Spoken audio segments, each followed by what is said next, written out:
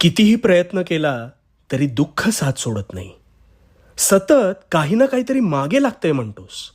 आता ह्यावर उपाय शांतपणे ऐक. मुळात दुःख हे तुझ्यावर आलेलं संकट जरी असलं तरी ती तुझ्या मानसिकतेची आणि सहनशीलतेची कसोटी आहे.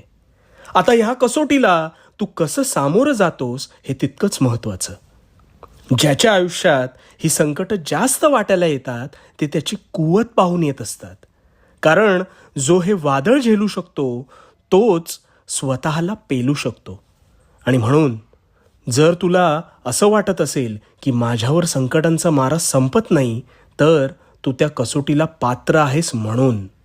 आणि तू त्यावर जर खरा उतरलास तर ध्यानात ठेव, ह्यानंतर तुझ्या जीवनात सुखाची सावली वास्तव्य करेल.